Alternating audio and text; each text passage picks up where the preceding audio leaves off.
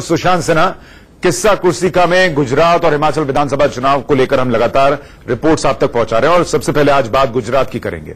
गुजरात के अहमदाबाद में आज पाटीदारों और कांग्रेस के नेताओं के बीच एक बैठक हुई, लेकिन इस बैठक में आरक्षण को लेकर पेंच फंस गया है। अब पेंच कैसे फंसा है जरा उसको समझिए। असल में पाटीदार ये मांग कर रहे हैं कि जो अत्याचार हुए उन पर उस पर कार्रवाई हो। कांग्रेस का पक्ष यह है कि वो एसआईटी बनाएगी और राजद्रोह समेत सभी केस वापस लेगी अगर वो गुजरात में सरकार में आई। सरकारी नौकरी दी जाए ये एक मांग है। नौकरी देने का वादा कांग्रेस पार्टी ने कर दिया है। इसके अलावा जो मांग की गई है वो ये कि पाटीदारों को 27% ओबीसी के तहत आरक्षण मिले। ईबीसी यानी एक्सट्रीमली बैकवर्ड कास्ट कोटा बनाकर आरक्षण देंगे, ये कांग्रेस पार्टी कह रही है। पाटीदार कह रहे हैं संवैधानिक आधार पर आरक्षण मिले। कांग्रेस कह रही है कानूनी और टेक्निकल बेंच पर चर्चा के बाद फैसला लेंगे, यानी अभी उनको पता ही नहीं कि कानूनी पक्ष क्या है और वो चर्चा करने की बात कर रहे हैं। पाटीदारों पर हुए अत्याचार पर कार्रवाई की बात को लेकर एसआईटी बनाने की बात कही गई है, जैसा मैं आपको बता रहा था। हार्दिक पटेल ने 3 नवंबर तक कांग्रेस को वक्त दिया था, लेकिन अब यह वक्त बढ़ाकर 7 नवंबर तक कर दिया गया है। और अब बात गुजरात चुनाव में थर्ड फ्रंट की।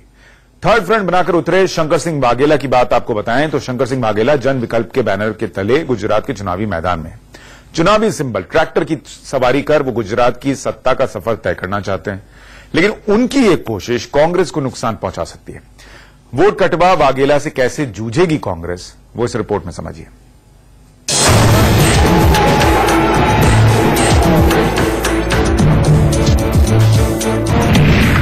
गुजरात में कांग्रेस को मिलेगा बड़ा झटका।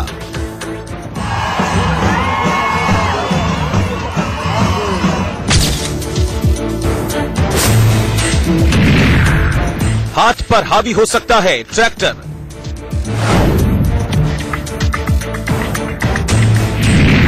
कांग्रेस पर फूटेगा वाघेला बॉम्ब।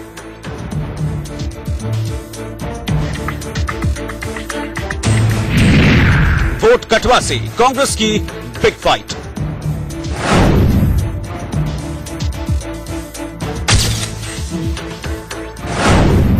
कभी कांग्रेस के दिग्गज नेता रहे शंकर सिंह वाघेला इस बार गुजरात विधानसभा चुनाव में ट्रैक्टर सिंबल के साथ मैदान में उतर रहे हैं।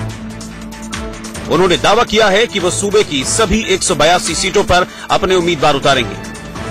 कांग्रेस पार्टी से अलग होकर थर्ड फ्रंट जन विकल्प की अगुवाई करने वाले शंकर सिंह वाघेला गुजरात के उन नेताओं में गिने जाते हैं जिनका अपना जनाधार है। उन्होंने इस बार के गुजरात चुनाव में गुजरात की जनता से ट्रैक्टर चलाने की अपील भी कर दी है। तो आपका ट्रैक्टर पूरी तरह से बीजेपी और कांग्रेस के ऊपर चढ़ा दिया जाएगा इस बार, रीजनेबल आपको क्या लगता है? देखिए, मैं किसी के ऊपर चढ़ाने का एक मैं नहीं हूं। मैं वोटर को कहता हूं कि ट्रैक्टर चलाइए। ट्रैक्टर चलेगा तो आप चलेंगे, ट्रैक्टर चलेगा तो खेत में धान चलेगा, ट्रैक्टर चलेगा तो रोजी रोटी चलेगी। ट्रैक्टर चलाइए।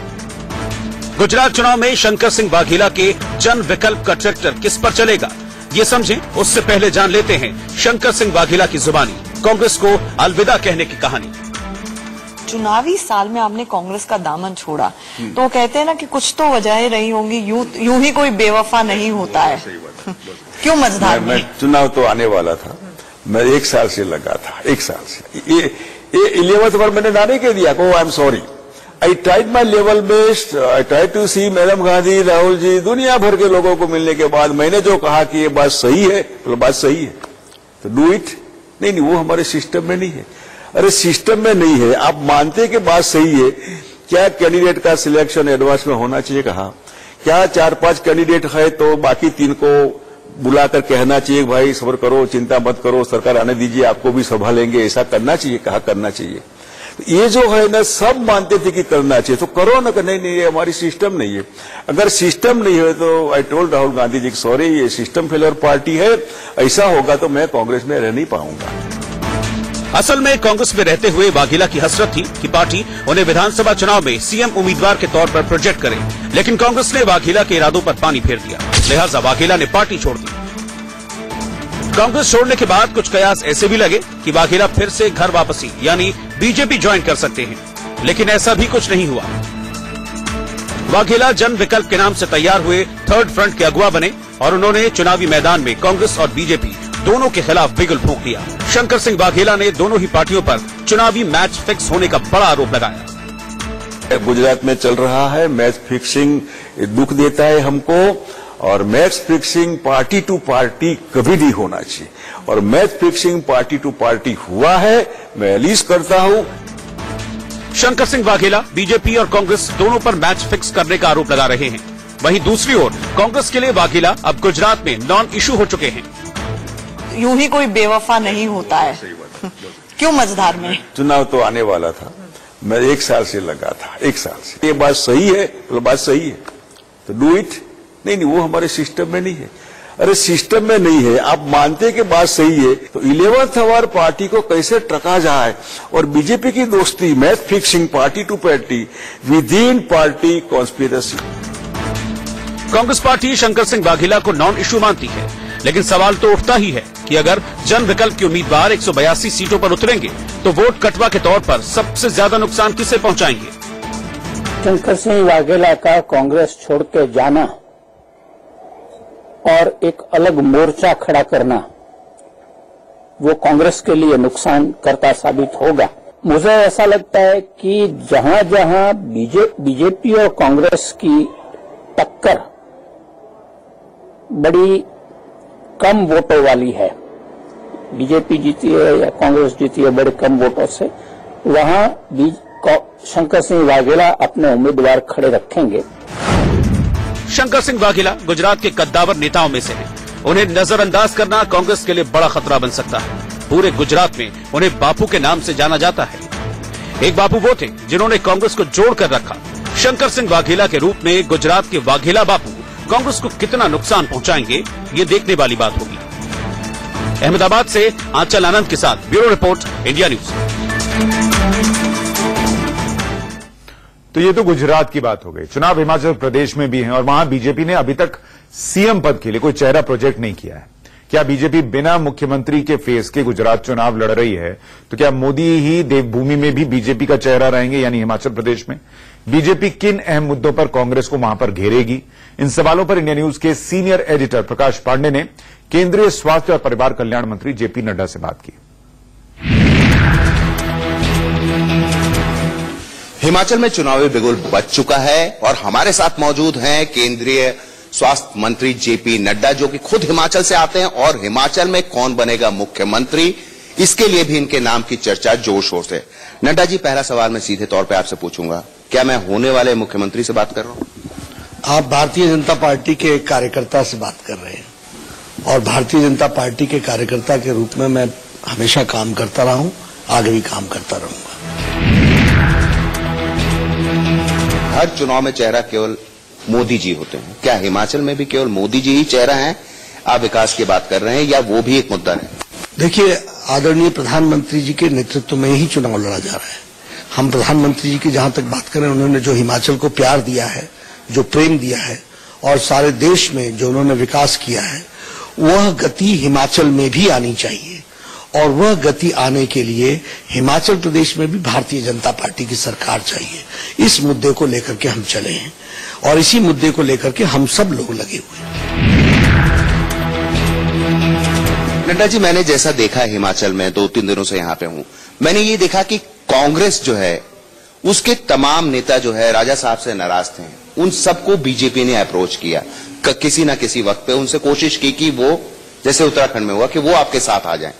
तो इसकी क्या जरूरत पड़ गई? अगर आपको लगता है कि विकास ही एक मुद्दा है और जैसा पूरे देश भर में हो रहा है, हिमाचल में भी आपकी सत्ता आ रही है, तो क्या आप उसके ऊपर भी डिपेंड कर रहे हैं कि जो कांग्रेस के जो बागी नेता थे या जो अब आपके साथ तो नहीं आ पाए, पर वो अंदर ही अंदर कांग्रेस को कहीं ना कहीं डैमेज पहुंचाएंगे? इस पार्टी आज दुनिया की सबसे बड़ी पार्टी है, और जब कांग्रेस पार्टी से भी लोग डिसइल्यूजन होकर के उनसे उनके रास्ते को एक गलत रास्ता मान करके जब वो सही रास्ते आना चाहते हैं, तो हम उन लोगों को, उनके लिए दरवाजे खुले रहते हैं। वो जो हमारी पार्टी की संस्कृति है, रीति है, नीति है, उसको मानते हुए आना चाहें, तो निश्चित रूप से भारतीय जनता पार्टी अपने बेस को भी बढ़ा रही है और हर वर्ग को अपने साथ जोड़ने का प्रयास कर रही है। इन चुनाव में मैंने ये भी देखा नड्डा जी कि बहुत से लोग आपकी पार्टी में टिकट ना मिलने की वजह से खफा हैं, या फिर जो बाहर के लोग थे उनका ये कहना उनको बुला के टिकट दे दिया गया, और तो उसकी वजह से कुछ बागी कैंडिडेट भी। क्या उसकी समस्या से आपको जूझना पड़ेगा? आपको लगता है चुनाव में उसका नुकसान होगा? देखिए, जब बड़ा परिवार होता है, इच्छाएं होती हैं, एक ही स्तर के दो कार्यकर्ता आते हैं, टिकट तो एक को मिलता है, तो ये जब चुनाव में टिकट की घोषणा होती है तो ये नेचुरल प्रोसेस होता है कि एक दो दिन उन एक्सपेक्टेशंस का फुलफिलमेंट ना होना, उनके साथ बातचीत होना, ये बड़ा परिवार है, सबको मना करके साथ चलाना, इसकी कोशिश रहती है। आप तो पांडे जी मेरे साथ उत्तराखंड में भी थे, उत्तराखंड में भी आपने देखा, मैंने 3 दिन वहां मैंने ये देखा नड्डा जी की बहुत से लोग कांग्रेस आए थे जिनको आपने दे दिया टिकट, और वो अलग बात है कि जीत गए। उसके बावजूद भी अपने भी बहुत से लोग थे जो नाराज थे, वो सब मुख्य धारा में आए और आज वहां सरकार बनी, और सरकार बनने के साथ आज सब लोग से काम कर रहे हैं, जुटे हुए हैं काम में। तो ये एक नेचुरल प्रोसेस होता है, एक दो दिन इसमें लगते हैं, इस प्रोसेस को पूरा हो चुका है, सब लोग काम में लग गए। क्या प्रमुख मुद्दा आपको लगता है इस सरकार की नाकामी, जैसा आपके अन्य बड़े नेता कह रहे हैं भ्रष्टाचार एक प्रमुख मुद्दा था, वो रहेगा, या जो आप लोग बीजेपी हमेशा बात करते हैं कि विकास, वो आपके लिए मुद्दा है? भ्रष्टाचार मुक्त हिमाचल, विकास युक्त हिमाचल, यही मुद्दा है। फिर से सवाल पर एक बार जो है, आप बार बार घड़ी देख रहे हैं, मुझे पता है आपको देर हो रही, पर घड़ी की सुई हर बार एक जगह आके अटक जाती है कि नड्डा जी ही यहाँ के मुख्यमंत्री बनेंगे, ऐसा राजनीतिक विश्लेषक भी कहते हैं, और दिल्ली के गलियारे में भी ऐसी ही चर्चा होती है, जबकि यहाँ पे आपके तमाम अन्य नेता भी हैं जो पूर्व में मुख्यमंत्री रह चुके, वो अभी भी उम्मीद लगाए बैठे हुए। क्या कहना है? देखिए, इन बातों का फैसला तो केंद्रीय संसदीय बोर्ड करती है, आदरणीय प्रधानमंत्री जी करते हैं, आदरणीय राष्ट्रीय अध्यक्ष जी करते हैं, और वो सब मिलकर के करेंगे। लेकिन पांडे जी, आप मुझे तो जानते हैं अच्छे से, मेरा अतीत भी जानते हैं, मैं कभी अपने बारे में नहीं सोचता हूं, मैं पार्टी के समर्पित सिपाही की तरह काम करता हूं। पर मान लीजिए कि अगर कहा जाए कि नड्डा जी ही मुख्यमंत्री होंगे यहाँ के, तो इसलिए मैंने, और जो मेरे कार्यक्रम का शीर्षक भी अगर आप देखें, सीएम कौन, तो क्या मैं सीएम से ही बात कर रहा हूं, होने वाले सीएम से? अगर आपको मौका मिले तो आप सीएम बनेंगे हिमाचल के? दावे के साथ कहता हूं कि आप भारतीय जनता पार्टी के कार्यकर्ता से बात कर रहे हैं, और मैं इसी मैंने कई कार्यकर्ताओं से बात किया, वो भी आप ही का नाम ले। मैं इसी मानसिकता में जीता हूं कि मैं अपने बारे में चिंता नहीं करता, ये मेरा काम नहीं है, मैं कार्यकर्ता के रूप में काम करता हूं।